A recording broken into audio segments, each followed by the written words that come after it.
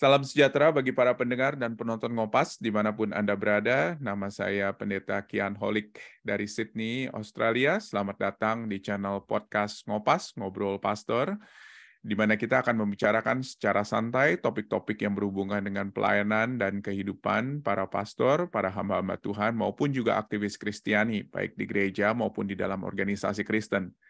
Nah, sebelum kita melanjutkan, jangan lupa agar Anda untuk subscribe channel ini dan nyalakan loncengnya di YouTube, supaya apabila ada video-video baru yang kami upload, Anda bisa langsung dapat mengetahuinya.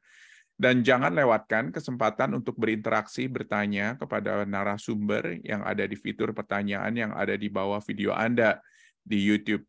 Jangan malu untuk bertanya, apakah itu pertanyaan yang timbul dari diskusi kita berdua, maupun juga pertanyaan-pertanyaan follow-up lainnya setelah Anda menyaksikan rekaman ini. Saudara-saudara yang dikasih oleh Tuhan, pandemi banyak membawa sekali perubahan, tidak terkecuali pelayanan para pemuda. Lalu bagaimana dengan pelayanan pemuda di Indonesia Timur? Seperti apa perubahan-perubahannya, seperti apa tantangan-tantangannya, dan apa saja yang dilakukan oleh gereja setempat terhadap tantangan-tantangan yang dihadapi ini, dan mungkin apa saja yang bisa dilakukan oleh gereja-gereja lain atau oleh para pelayan-pelayan lain terhadap tantangan ini. Tentunya kita akan berbicara dengan seorang yang memang mengetahui apa yang terjadi di Indonesia Timur. Bersama dengan saya ada Pendeta Dr. Roby Panggara, Ketua STT Jeffrey di Makassar di Indonesia Timur. Selamat datang Pak Roby, apa kabar? Terima kasih Pak Kian, kabar saya baik. Puji Tuhan Pak, senang sekali bisa pertama kali bertemu dengan Bapak walaupun secara virtual, dan nanti saya harapkan bisa ketemu langsung muka dengan muka. Tetapi kami bersyukur sekali kalau misalnya Bapak sekarang bisa menyediakan waktu untuk merekam bersama-sama dengan saya. Mungkin bisa memperkenalkan diri pertama-tama Pak. Tadi saya sudah sebut bahwa Bapak memang melayani sebagai ketua di STT Jeffrey. Tapi silakan Pak, perkenalkan mungkin asalnya dari mana, mungkin keluarga Bapak, atau mungkin juga berapa lama Bapak sudah di STT Jeffrey. Silakan Pak Roby. Baik, terima kasih banyak sekali lagi Pak Kian. Senang sekali juga bisa diajak untuk hadir di sini di channel Ngopas ini. Dan seperti disebutkan, nama saya Pendeta Roby Panggara. Asal saya dari Tanah Toraja dan menikah dengan Ketut Supandri dari Bali. Kami sudah dikaruniai 2 orang putri putra. Yang pertama seorang putri namanya Agatha Jocelyn Panggara, sekarang umur 16 tahun. Dan yang kedua adalah seorang putra namanya Stanley Azaria Panggara, umurnya 12 tahun.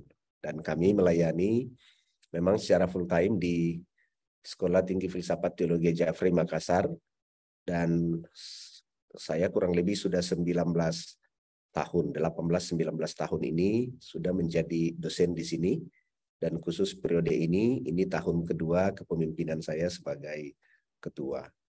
Dan selain itu, memang saya juga melayani, membantu pelayanan Gereja Kemah Injil Indonesia, secara khusus wilayah Indonesia Timur sebagai Ketua Biro Pelayanan Pemuda. Dan selain itu, keterlibatan saya juga memang dengan pelayanan pemuda yang dikenal dengan nama Young Life Ministry Internasional, sebagai perwakilan. Untuk sekarang saya posisi Country Director untuk Indonesia kosong, jadi itu seperti menjadi posisi saya menjadi koordinator penghubung untuk Indonesia dengan rekan-rekan yang ada di Asia Pacific Region. Baik. Wah, terima kasih banyak nih Pak untuk perkenalannya. Saya yakin dan percaya Bapak orang yang paling pas kelihatannya untuk saya ajak ngobrol mengenai topik ini. Pak Roby, tentunya Pak Roby ada bidang-bidang tertentu yang Bapak biasa mengajar di ST, saya tidak boleh panggilnya STT ya, tetapi STFT Jeffrey. Kira-kira bidang apa saja yang Bapak biasa ajar? Silakan Pak.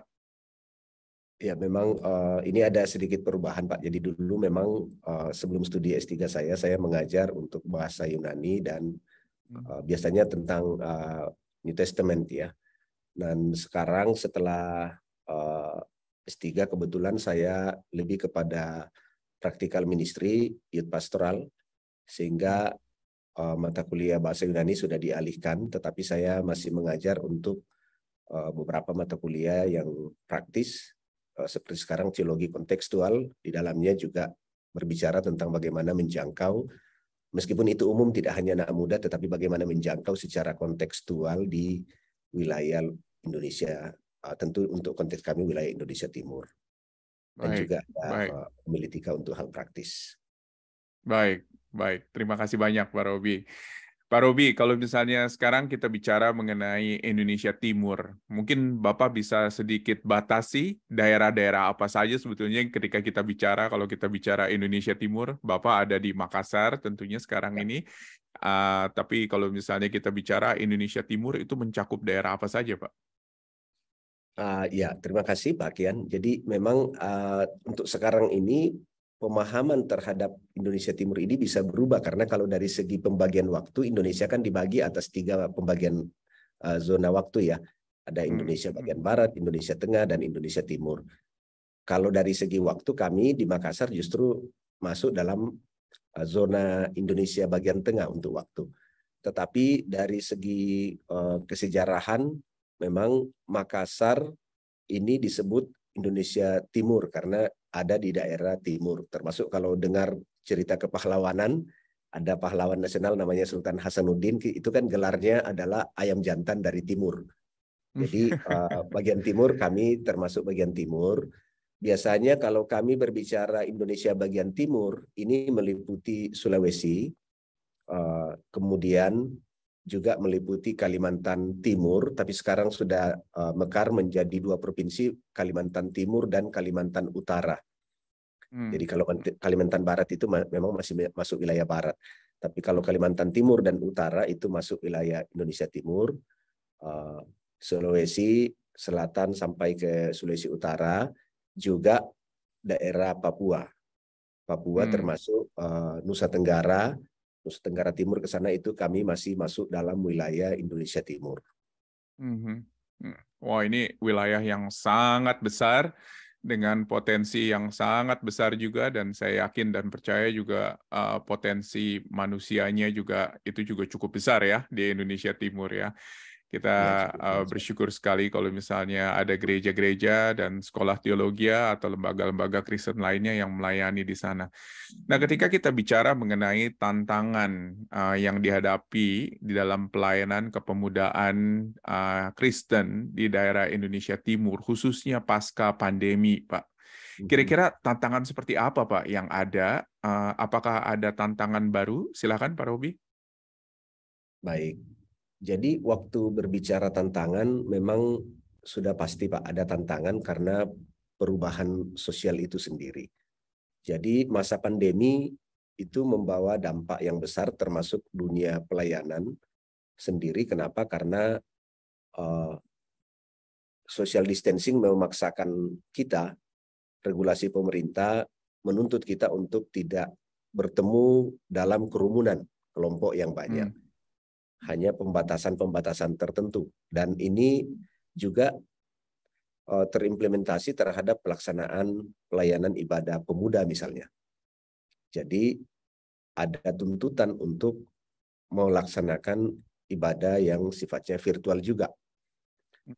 Nah, masalah adalah bahwa ketika pandemi ini sudah berlalu, anak muda yang kurang lebih setahun setengah disuguhi dengan pelayanan-pelayanan yang online, itu menjadi terbiasa.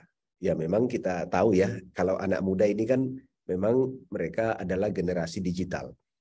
Jadi disuguhi pelayanan digital, tentu itu dunia mereka juga. Tetapi berjumpa dengan situasi, kita mau sebut kebutuhan, bisa saja, juga bisa tidak, tetapi yang pasti bahwa anak-anak muda ini kan memang biasanya bergumul untuk bangun pagi. Nah, gereja-gereja Indonesia bagian timur ini banyak yang sifatnya masih tradisional. Ibadah-ibadah itu pagi.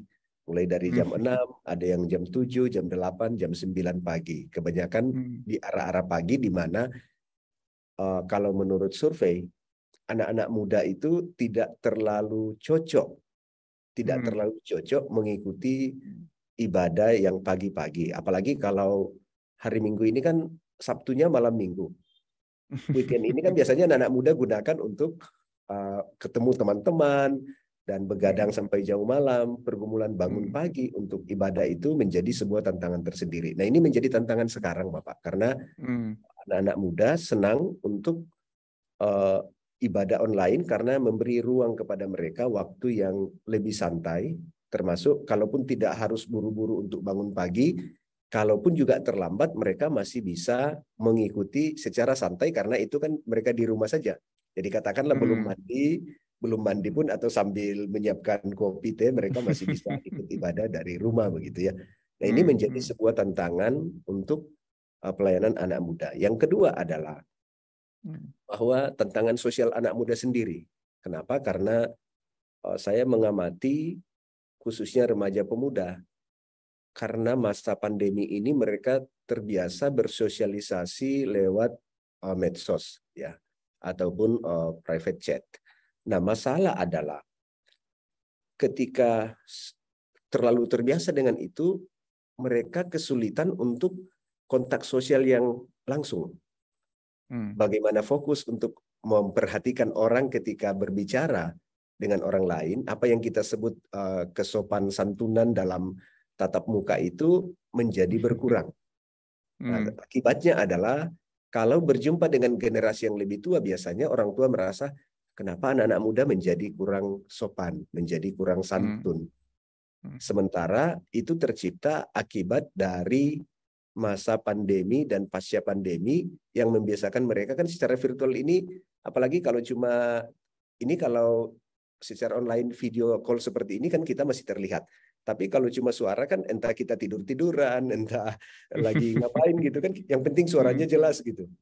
Nah, anak muda sekarang misalnya kita berbicara nih, bisa terasa Pak, kita berbicara, dia terasa enjoy saja sambil pegang HP misalnya, dia bisa sambil pegang HP tapi dia dengarkan kita dan dia jawab. Di mana orang tua akan merasa tersinggung, loh kok anak muda kok jadi kurang sopan gitu ya. Tapi ya ini realitas juga yang kita hadapi sebagai bentuk tantangan juga.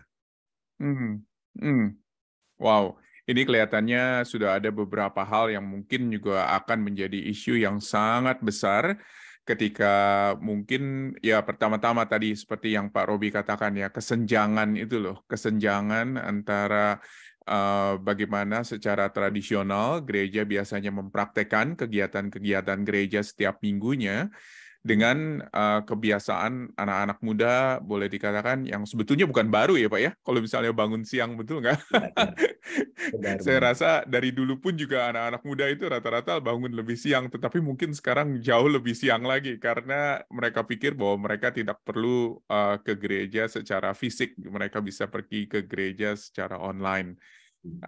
Tapi juga bukan hanya itu, tapi tadi Bapak katakan mengenai bagaimana ada sebuah jarak pada akhirnya antara generasi yang tua dengan generasi yang muda, karena dianggap generasi yang muda itu tidak mempunyai sopan santun, tidak mempunyai tata krama untuk bisa berhubungan dengan generasi yang tua. Ini mengakibatkan mungkin bisa saja ada perpecahan gereja atau mungkin juga ada keretakan di dalam gereja. Apa-apa saja yang Bapak sudah deteksi kurang lebih dari isu-isu ini atau dari masalah-masalah ini sejauh ini, seperti apa Pak observasi Bapak? Baik, terima kasih Pak Kian. Jadi memang akibatnya adalah memang terjadi bisa semacam miscommunication ya antara pihak yang generasi lebih awal dengan generasi muda kita. Kenapa? Karena ini masalah perspektif dengan hal itu. Generasi muda dengan generasi digital merasa sah-sah saja, dan tentu ada perbedaan memahami dunia digital dengan pertemuan-pertemuan yang sifatnya langsung in person. Nah, ini menjadi sebuah tantangan juga bagi orang tua karena mereka juga sebenarnya masalah yang muncul, mereka juga kadang-kadang kurang paham bahwa di dunia digital yaitu sah-sah saja begitu ya. Dan ini dua budaya yang berjumpa dalam sebuah waktu tertentu, tetapi dari generasi yang berbeda. Nah, ketika terjadi di gereja misalnya, ini juga menjadi sebuah masalah ya. Masalah yang terjadi karena apalagi kalau itu gereja-gereja yang lebih tradisional misalnya. Berjumpa dengan anak muda yang terlalu modern dengan sistem digitalisasi. Nah, ini menjadi masalah. Ada pengalaman, Pak. Ada pengalaman, ada hamba Tuhan yang memang ini sudah waktunya kita mesti online ya. Tapi hamba Tuhannya entah apa alasannya, tetapi dia tidak mau untuk live streaming. Jadi dia memilih hanya untuk divideoin. Nah, anak muda ini yang memang era digitalisasi merasa itu kerja dua kali, gitu. Karena harusnya dia pakai waktunya untuk kerja yang lain, tapi kalau di videoin kan dia harus video lagi, ngedit lagi dan seterusnya. Ketimbang kita langsung live streaming aja begitu ya. Tapi ada juga rekan-rekan yang harus menghindari live streaming, entah karena ketakutan apa. Nah, sementara dunia anak muda kita tentu itu menjadi sesuatu yang laku ya. Kalau itu jualan ya itu laku gitu. Termasuk seperti hal seperti ini kita acara ngopas ini ya tentu menjadi sesuatu yang sangat biasa, familiar bagi anak-anak muda di masa pasca pandemi ini. Betul, betul.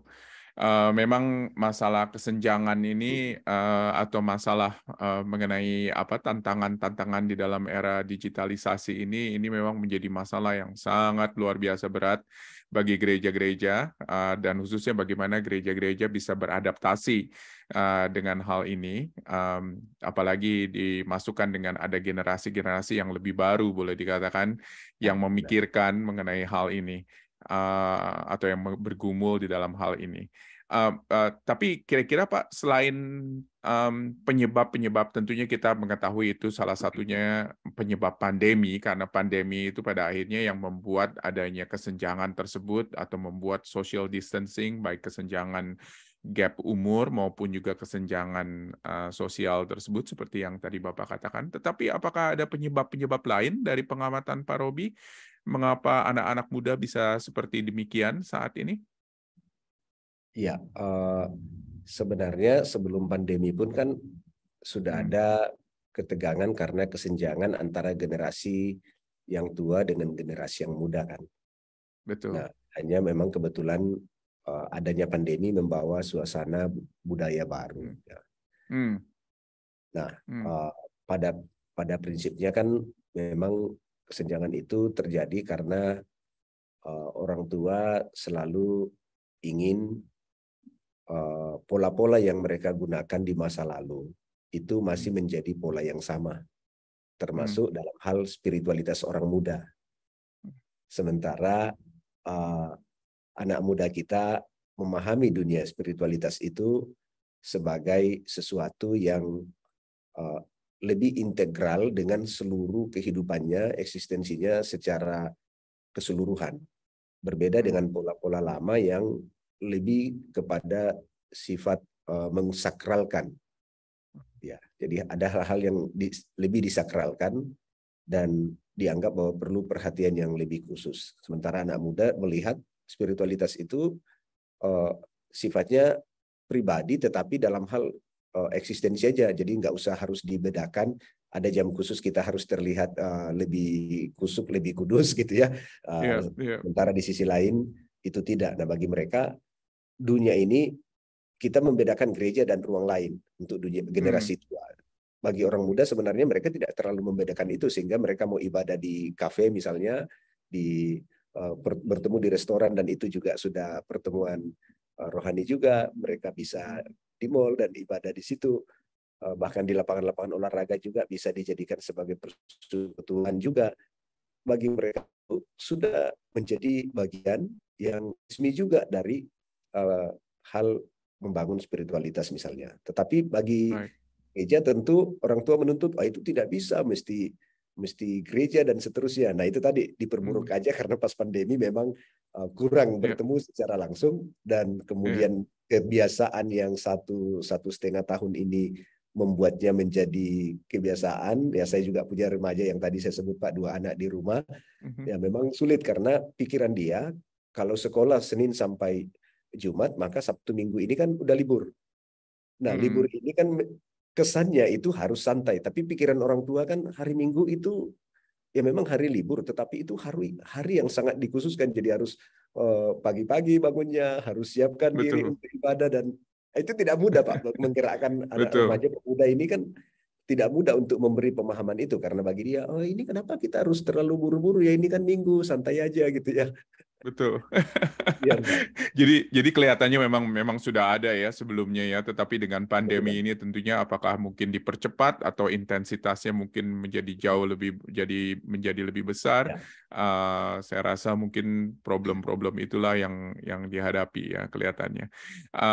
Nah Pak, kira-kira Pak, apa saja yang sudah dilakukan oleh gereja lokal, terutama untuk mengatasi hal ini, khususnya pasca pandemi ini, seperti yang tadi Bapak sudah katakan, ada isu-isu, ada masalah-masalah. Gereja lokal sudah melakukan apa saja Pak? Kira-kira observasi Pak Robi bagaimana? Silakan Pak Robi. Ya, terima kasih Pak. Jadi tadi saya sebut bahwa memang ada perjumpaan generasi yang punya gap Yep. termasuk dalam hal teknologi. Jadi Yep. misalnya anak muda kita merasa enjoy dengan layanan online. Orang tua tidak, karena ya mungkin ini agak berbeda Pak. Saya sampaikan karena Bapak di Sydney, tentu culture Sydney juga berbeda lagi. Tapi kami di Indonesia Timur ini masih dibagi 2 juga Pak sebenarnya. Memang ada yang kota, tetapi sebagian besarnya itu kampung pedalaman, di mana dunia digitalisasi ini menjadi hal yang tidak biasa karena ketersediaan internet pun juga sangat sulit. Nah, itu sebabnya karena memang ada tantangan atau kendala semacam itu, orang-orang tua pun tidak terbiasa. Jangankan untuk misalnya gunakan Zoom call atau Google Meet misalnya, menggunakan video call WhatsApp misalnya, tidak semua orang bisa menggunakan itu. Baik Betul. karena keterbatasan jaringan maupun karena keterbatasan pemahaman terhadap teknologi ini sendiri. Nah, ini menjadi sesuatu yang menambah persoalan, dan kalau dunia pelayanan misalnya, ya tentu yang dibutuhkan adalah, dan yang sudah dilakukan adalah memberikan pelatihan-pelatihan. Jadi kita memberi pelatihan, seminar untuk awareness, kemudian training untuk langsung melatih skillnya bagaimana menggunakan, gereja dapat menggunakan atau memanfaatkan fasilitas teknologi yang ada untuk meningkatkan pelayanan gereja juga. Nah, itu untuk gereja dan orang-orang tua. Kalau untuk anak-anak muda, memang apa yang kita coba lakukan adalah kita mencoba untuk melampaui batasan-batasan yang selama ini dibuat dalam layanan-layanan gereja umumnya misalnya. Jadi kalau kita selama ini melihat pelayanan itu terbatas pada kegiatan-kegiatan aktivitas gerejawi, maka dengan situasi sekarang kita melihat bahwa pelayanan ini bisa melampaui sekedar aktivitas gerejawi dalam arti terfokus ke gedungnya, tetapi juga masih aktivitas rohani tidak langsung di gedung. Jadi apa yang saya maksudkan Pak, bahwa sampai sekarang ada banyak layanan-layanan persekutuan yang tetap menggunakan Zoom misalnya. Jadi mereka membuat kelompok PA, membuat ibadah, tapi masih menggunakan Zoom. Ada juga yang misalnya karena tercipta situasi seperti ini, kita menjangkau anak-anak muda ini yang mungkin sudah enggan datang ke gereja misalnya, kita pun menjangkaunya di komunitas di mana mereka ada. Nah, bagi kami memang ini sebuah moto pelayanan, Pak. Saya melayani bersama Young Life Ministry. Jadi salah satu moto kami adalah kalau anak muda itu tidak mau datang ke gereja, maka kita bisa menghadirkan gereja dalam komunitas anak muda itu sendiri. Nah, ini yang menjadi sebuah tantangan baru, dan saya pun mau sampaikan bahwa untuk hal ini memang belum semua gereja juga sepaham. Karena memang fokus kita masih kadang-kadang berorientasi bahwa anak muda harus datang ke gereja. Kalau perlu kita paksa, kita paksa. Jadi sebagai orang tua diminta untuk paksalah anak muda itu datang ke gereja. Nah, tapi persoalan yang kita hadapi, kita coba survei, Pak. Jadi ada gereja besar yang misalnya punya anak muda 500, bahkan di atas 500 sampai 1000-an. Tapi saya tanya, kalau misalnya anak mudanya 500, berapa yang hadir setiap minggu kalau untuk di gereja? Nah, mereka jawab, kalau bisa 100 orang sudah banyak. Artinya rata-rata kehadiran itu hanya 20%, Pak, dari total jumlah pemuda yang ada.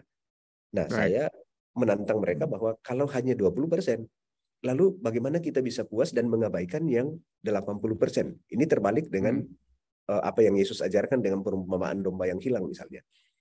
Nah, itulah sebabnya kita tawarkan, Pak, bahwa salah satu yang kita buat adalah kalau mereka tidak hadir atau tidak mau hadir atau karena situasi tertentu tidak bisa hadir, maka mari kita bantu, kitalah yang hadir di komunitas mereka. Demikian, Pak Kian, yang mungkin saya bisa bagi.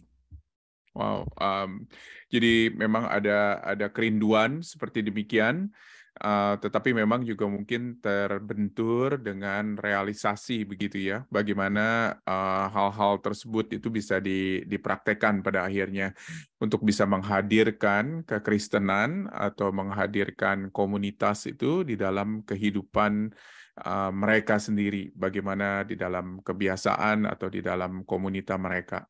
Saya rasa ini bukannya cuma tantangan di Indonesia Timur saja, Pak, tetapi di semua tempat kelihatannya.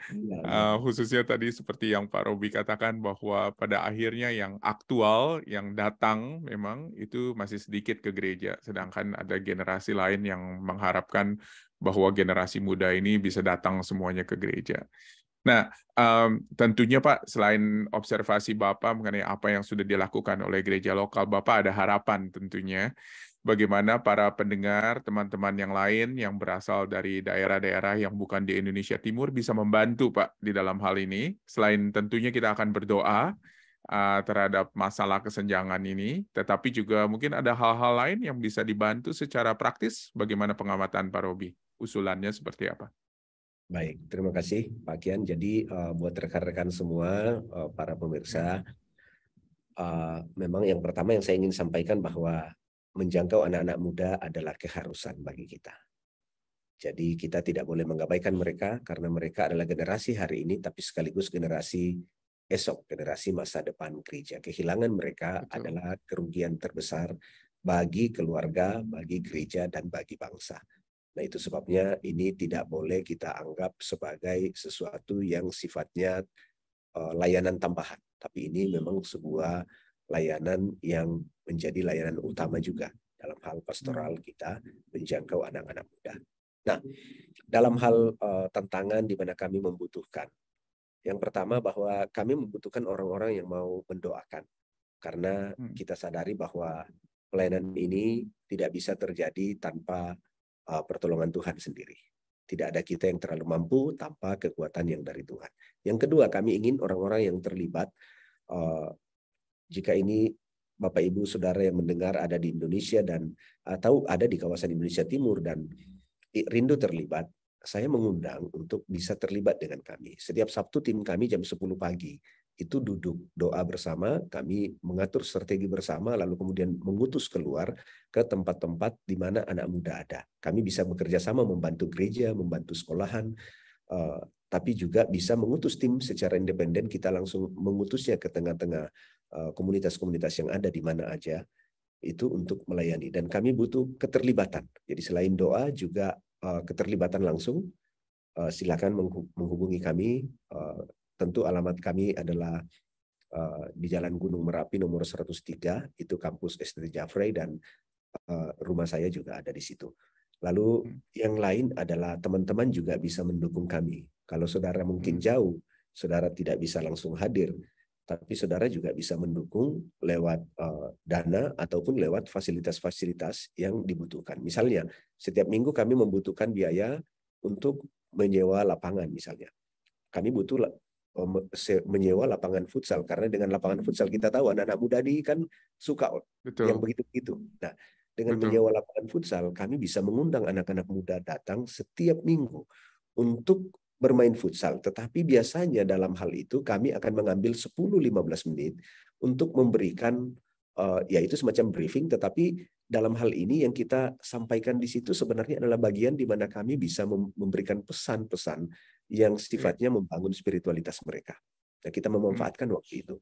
Kami turun ke kafe-kafe, misalnya ya kafe ya tentu kita perlu minum, diusir kita kalau nggak beli minum, nggak beli makan misalnya. Nah, kami utus anak-anak muda ke situ, tim kami diutus ke situ, kami memfasilitasi dengan biaya kopi, apalagi mahasiswa kasihan tidak punya duit misalnya atau kurang duit. Nah, kita mengutus ke sana, kita fasilitasi dengan uang kopi, ya tentu tidak harus yang terlalu mahal, tapi mencari tempat-tempat kafe yang murah tetapi sering menjadi pusat kumpulnya anak muda. Untuk apa? Bukan sekedar minum kopi, tetapi bisa berjumpa langsung dengan anak-anak muda ada di sana, berkenalan, kemudian menjadi sahabat mereka, dan kita harapkan nanti dari casual friendship itu menjadi deep friendship dan akhirnya menjadi spiritual friendship. Ini yang kita harapkan dari hal itu. Dan ada banyak lagi. Jadi ke mall, ke pantai, intinya yang seperti yang saya sebutkan tadi, di mana komunitas itu ada, kita mengupayakan kehadiran kita di sana. Nah, untuk hadir di sana ini membutuhkan tentu membutuhkan biaya juga. Nah, untuk itu kalau teman-teman ada yang mau terlibat juga silakan. Tapi yang mau hadir langsung dan merasakan pelayanan ini bersama juga silakan. Dan yang jauh dari itu silakan berdoa. Itu adalah hal yang juga sangat penting. Demikian Pak Kian. Baik, baik. Atau mungkin juga siapa tahu ada yang terpanggil untuk melayani di Indonesia Timur. Saya yakin dan percaya tangan terbuka. Benar, untuk kami buka saudara-saudara tangan. Mari memikirkan hal silakan tersebut ya. Ya, welcome and join us. Baik. Wow, kelihatannya ini potensi yang sangat besar sekali dengan daerah yang sangat luas sekali dan kebutuhan yang begitu besar sekali. Kita bersyukur Pak Robi kalau misalnya kita bisa bicara mengenai hal ini, dan mudah-mudahan ini bisa membuka mata dan pikiran dari teman-teman yang lain, dan juga ada Tuhan yang bisa menggerakkan hati dari setiap kita yang menyaksikan atau menonton untuk boleh memikirkan dan mendoakan atau mungkin juga memberikan diri ya untuk diutus oleh Tuhan ke ladang Tuhan di Indonesia Timur. Pak Robi, terima kasih banyak untuk waktunya, dan tentunya kita akan berdoa terus untuk pelayanan para pemuda di Indonesia Timur. Minta mohon Pak Robi untuk berkenan menutup pembicaraan kita dalam doa, dan juga doakan agar para hamba-hamba Tuhan yang menyaksikan boleh memikirkan kira-kira action seperti apa yang bisa dilakukan untuk mendukung pelayanan anak-anak muda di Indonesia Timur. Silakan Pak. Baik, terima kasih Pak Kian. Semua pemirsa, mari kita ambil waktu untuk berdoa. Mari kita berdoa. Tuhan Yesus, kami bersyukur bahwa ada waktu untuk ngobrol bareng bersama Pak Kian pagi ini lewat channel Ngopas ini. Kiranya apa yang kami perbincangkan, diskusikan bersama, boleh menjadi sesuatu yang memuliakan Engkau. Terkhusus waktu kami membicarakan pelayanan anak-anak muda di kawasan Indonesia Timur, dengan semua problema dan tantangan-tantangan yang terjadi, yang kami hadapi, baik untuk menjangkau mereka maupun tantangan-tantangan yang ada dalam suasana bergereja, bahkan tantangan-tantangan yang terjadi pasca pandemi. Tapi kami berdoa, Tuhan, kiranya kami tidak menyerah terhadap tantangan-tantangan yang ada. Tetapi dengan ini kami terus bersehati, kami terus bersemangat, dan terus menyatukan daya visi kami untuk menjangkau mereka dan melayani mereka. Karena itu kami berdoa, berkatilah hamba-hamba Tuhan, para pendeta, para aktivis, secara khusus, key person yang khusus bergerak untuk orang-orang muda di kawasan Indonesia Timur, bahkan Indonesia, bahkan di dunia pada umumnya. Kami berdoa, pakailah kami semua, pakailah mereka semua untuk dapat lebih efektif dalam pelayanan ini. Kami berdoa juga Tuhan, kalau dari acara ini ada rekan-rekan yang tergerak dan mau mendukung, mau ikut terlibat meskipun mereka ada di tempat yang jauh dan tidak bisa hadir secara langsung membantu kami di Indonesia Timur. Tuhan juga memberkati mereka. Demikian juga hamba berdoa, berkati anak-anak mudamu, sehingga mereka juga diberi kesadaran bahwa mereka adalah generasi penting bagi Tuhan, bagi gereja Tuhan, bagi bangsa ini, bagi keluarga mereka. Sehingga sejak hari ini, sejak dini, mereka menyiapkan diri mereka, melibatkan diri mereka dalam pelayanan-pelayanan yang ada. Tuhan, bekerjalah. Kami mohon kiranya kuasa-Mu sendiri mengarahkan, kuasa-Mu sendiri menuntun, dan kuasa-Mu sendiri melengkapi serta memampukan kami semua. Terpujilah nama-Mu Tuhan. Inilah doa kami yang kami bawa kepadamu. Demi nama Yesus Kristus, Sang Juru Selamat kami. Amin. Amin.